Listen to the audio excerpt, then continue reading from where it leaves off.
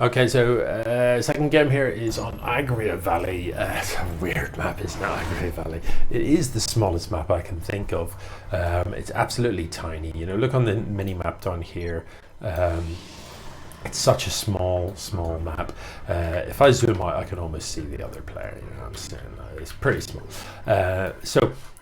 Once again, we have Plethora or MoreThanTom up here in the top left. Down in the bottom right, we have got ICredd, who is, you know, one game up already. Let me, how do I do it? I've forgotten. No, not like that.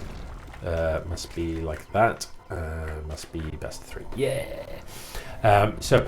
One game up for ICredd. Yeah, let's see. Hopefully, no, Plethora, don't be out this. No, just no. The only reason you would ever go gas before you've even dropped a gateway is if you're rushing to something gas intensive, and even then, as toss, that's not normally the most efficient way to do it. Which is a bit weird because the gas intensive stuff tends to be, you need quite a lot of gas. So in general, what you would tend to do is drop the gateway, drop the cyber core, and then drop double gas and saturate that to get to the same kind of point a little bit quicker. Yeah, it doesn't, the mechanic is slightly different than Zerg or Terran. In both of those cases, you've lost the SCV while the gas is building, or you've lost the worker completely when you drop the gas for Zerg. So it's kind of weird that it does tend to work that way as toss, but anyway, it just does. You tend to see Protosses drop double gas if they're doing something gas intensive, rather than a gas before gateway.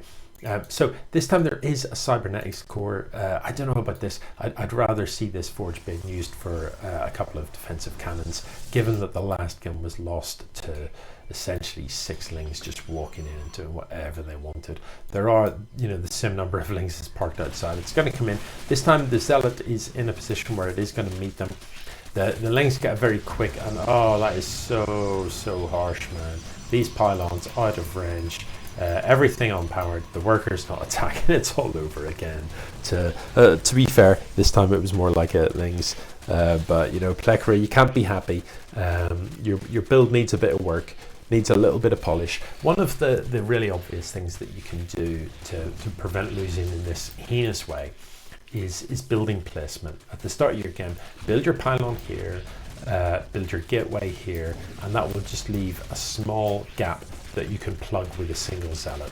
Then if this stuff turns up, it cannot get into your base. It cannot just decimate your mineral line like that. So 2 pretty ugly games.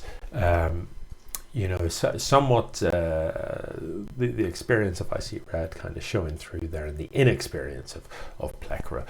Things will pick up as people start to get the hang of the standard openings. I am going to do a couple of tutorial videos.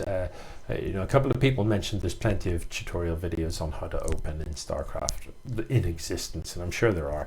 So there's probably no advantage in me doing that. So what I was probably going to do tomorrow is crank out a couple of videos of sort of what to do once you're established on 2 bases, what your bigger picture build options are as each of the races. Yeah, but anyway, that particular game is over. So 2 to ICredd, and arguably as expected, he gets through that first bracket of round 1. Yeah, looking forward to more games and seeing a bit more Scraft action. GG.